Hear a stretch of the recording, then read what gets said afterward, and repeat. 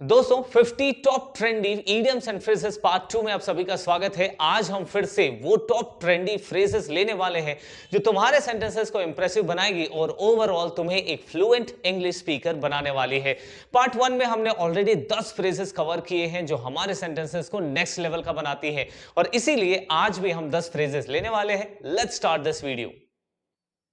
Okay, the first phrase that we are going to have today is throw shade. Throw shade का मतलब होता है ताने मारना या इशारों में किसी को बुरा कहना। देखते हैं सेंटेंस में कैसे यूज करेंगे।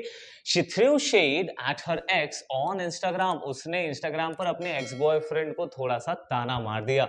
ठीक है, no need to throw shade. अगर आपको कोई ताना मार रहा है आप इस वाले लाइन को यूज करो, no need to throw shade, just be direct. भाई सीधे सीधे मुद्दे पे आ, no need to throw shade.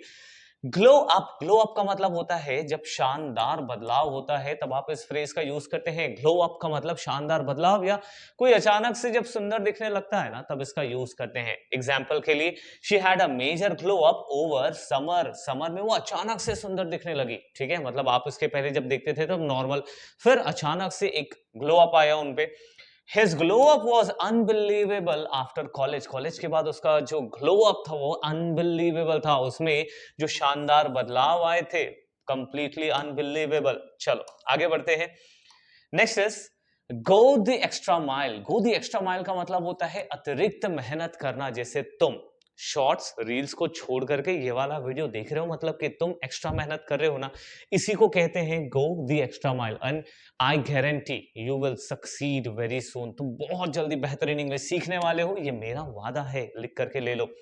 She always goes the extra mile for her student। कुछ ऐसे टीचर होते हैं ना जो अपने बच्चों के लिए बहुत ज्यादा मेहनत करते हैं, उनके लिए ये लाइन बनी है कि she always goes the extra mile for her students। आप भी सेंटेंस में अपना यूज कर सकते हो कि I always go extra mile for learning English। English सीखने के लिए मैं तो बहुत कड़ी मेहनत कर रहा हूं या फिर मैं अतिरिक्त मेहनत कर रहा हूं। Now next is to succeed. सफल होने के लिए you must go the extra mile. हाँ भाई, सफल होने के लिए आपको लोगों से थोड़ा एक्स्ट्रा करना ही पड़ेगा। ऑन पॉइंट, ऑन फ्लीक, दोनों का एक ही मतलब है, बिल्कुल सही या एकदम शानदार। एग्जाम्पल देखते हैं। Your outfit is on point today, your phone is on point today. ठीक है, आप किसी को भी इस तरीके से, आउटफिट का मतलब क्या होता है, ड्रेस होता है। किसी का ड्रेस बहुत सुंदर लग रहा है तो आप बोलो your outfit is on point today, your dress is beautiful. उसको 10 लोगों ने बोला होगा, लेकिन जब तुम आप ये वाला फ्रेज यूज करोगे ना तो फिर शी विल बी इम्प्रेस्ड। ठीक है, the presentation was on flick. उसका जो प्रेजेंटेशन था एकदम शानदार था। ठीक है, तो आप ऑन फ्लीक, ऑन पॉइंट को याद रखो।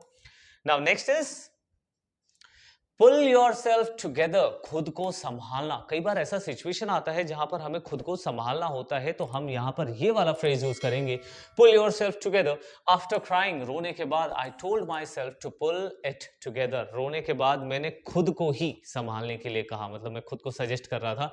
ठीक है, he pulled himself together before the speech। Speech से पहले उसने खुद को संभाला। क्या होता है, स्पीच जब देने वाले होते हैं तो बहुत ज्यादा डर लगता है।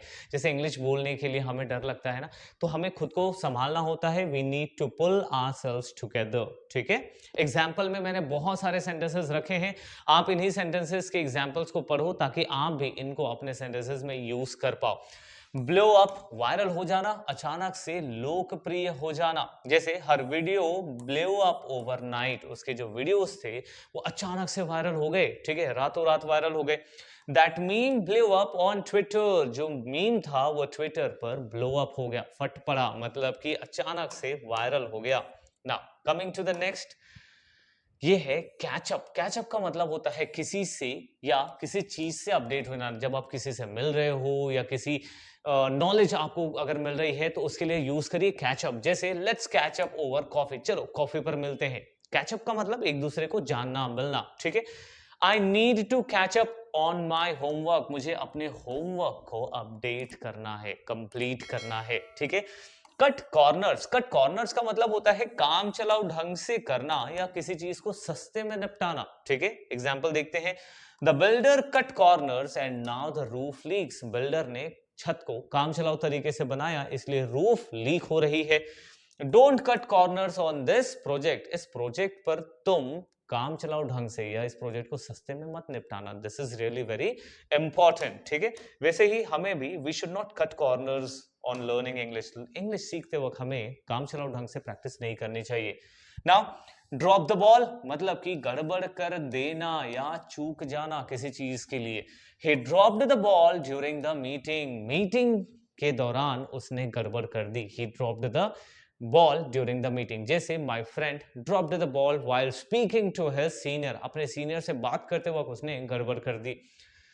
Don't drop the ball on your final exam, अपने फाइनल एग्जाम में कोई गड़बड़ मत कर देना, तो उसके लिए यूज करो drop the ball. Gate a grip आज का ये लास्ट फ्रेज है। खुद पर काबू पाना या शांत हो जाना। You are over acting, get a grip. You are over, तो यार तुम बहुत ज्यादा ओवर एक्टिंग कर रहे हो, थोड़ा सा शांत हो जाओ या फिर खुद पर काबू करो। She needs to get a grip before the interview, interview के पहले थोड़ा सा शांत हो जाओ या खुद पर काबू पा लो। लोग बहुत ज्यादा डरने लगते हैं इंटरव्यू के पहले।